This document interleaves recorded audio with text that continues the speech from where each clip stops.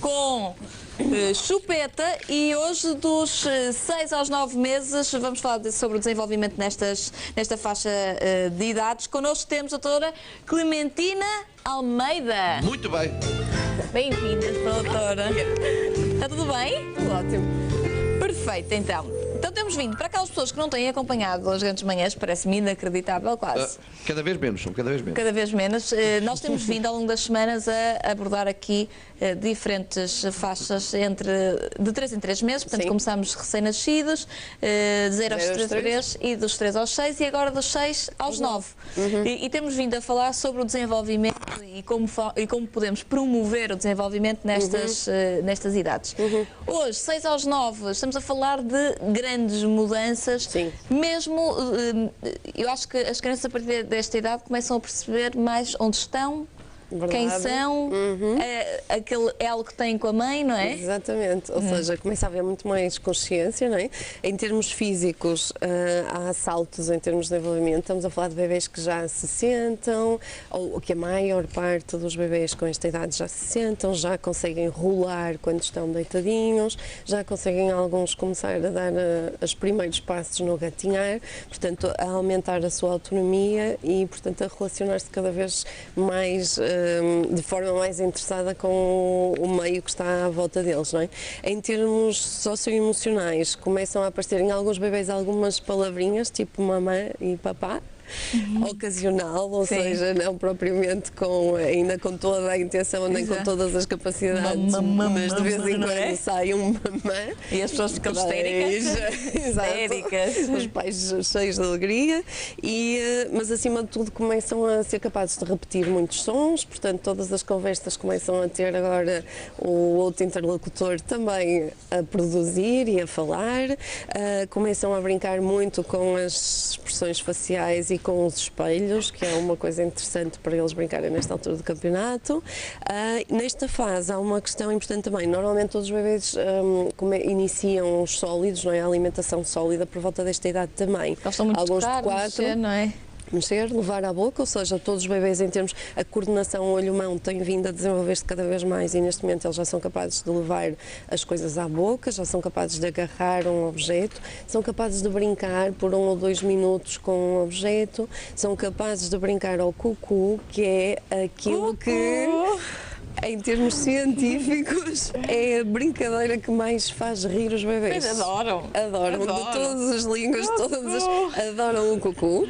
E eles começam nesta fase também a desenvolver aquilo que nós chamamos a permanência do objeto, ou seja, a perceber que, por exemplo, se eu tiver aqui um objeto e o tapar com um cobertor ou com outro objeto, que ele não vai desaparecer. Neste momento, provavelmente os bebês de 6 meses, a maior parte deles ainda só consegue perceber isso com o objeto parcialmente coberto, mas progressivamente vai começar a perceber que o objeto está ali. Isto é muito importante para aquelas questões mais emocionais que nós falávamos nas semanas anteriores, que é perceber que, por exemplo, quando a mamãe se afasta do quarto, não significa que ela desapareça, coisa que antes eles não conseguiam perceber, não é? E isso é muito importante para não ficarem angustiados. Isto cabe no pulso do bebê e no meu, basicamente. Sou ridícula tenho o pulso muito fininho. É como o meu. É? Este aqui é para o pé, ou seja, isto é um conjunto fantástico porque é de alto contraste, tem som e diferentes texturas e é colocado nos pulsos dos bebês e nos pezinhos para estimular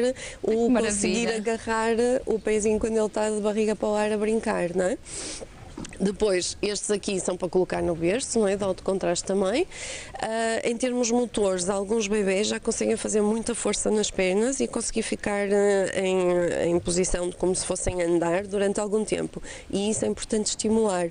Portanto, as bolas dão muito jeito para pegar no bebê de forma sustentada e ir atirando para lá e para cá, para lá e para cá, até o bebê que se vai divertir com isso, não é? Conseguir também dar os seus pontapés. Há também aqueles primeiros receios, não é? Mais birras pelo menos de estar ao colo da mãe, só quer estar ao colo da mãe. Começa um bocadinho nesta idade? Vai passando assim as várias fases, não é? Mas claramente vai havendo cada vez mais intencionalidade, portanto, para além dos bebês se aperceberem de quem são os estranhos e os não estranhos e e preferirem estar ao colo, vão começar a mostrar as suas preferências também e, portanto, a pedir aquilo que querem naquele preciso momento, não é? É curioso, nós já temos vindo a falar disso ao longo das últimas semanas, mas eu acho que as mães, os adultos de uma forma geral, acreditam muito no poder da cor, várias cores diferentes. E o que eu tenho percebido, eu acho que foi aquilo que eu aprendi ao longo destas semanas também, é que o contraste é muito importante. E nós vemos em vários brinquedos que a doutora traz, o preto e o branco. Sempre. É muito curioso isso. Sempre. O alto contraste é muito importante. Eu acho que nunca compraria, se visse o preto e branco, porque não atrai, não é à partida, mas agora... está, cognitivamente não está associado a bebês, não é? Bebês é pastel, exato. Ou então cores assim mais vivas, não é? No caso, o alto contraste é importante porque está a favorecer-lhes o desenvolvimento da visão.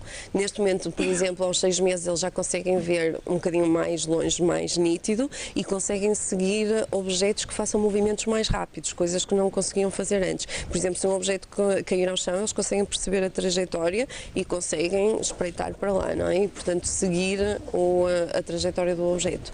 Há bocadinho eu estava a falar uma questão que eu acho importante e que muitas vezes me aparece na clínica quando as coisas não correm muito bem, que é a introdução aos sólidos. Por vezes faz-se por volta dos 4 meses, para outros bebés por volta dos 6. As pessoas, regra geral, têm a ideia de que a partir do momento em que se começa a dar a sopa ou a papa, o bebê tem que comer. E, portanto, se o pediatra disse que tem que dar X ml de papa, temos que obrigar o bebê a comer. E o que nós temos que fazer em termos psíquicos é pensar que a introdução aos sólidos é tipo uma prova de vinhos para o bebê. Ou seja, o que é importante é ele provar diferentes sabores, sim, ir provando texturas, pensar que para o bebê é muito complicado a mudança do líquido para algo mais sólido. Claro. Acolher, colocar a língua numa posição diferente para conseguir engolir ou então engasgar-se. Portanto, são muitas mudanças e tem que ser tudo feito com muito cuidado e muito suavemente, tendo em conta que o bebê pode, mais ou menos entre 15 a 20 vezes, gostar ou não gostar de um alimento sem que isso defina a sua preferência por aquele alimento. Portanto, é normal o bebê rejeitar ou não rejeitar.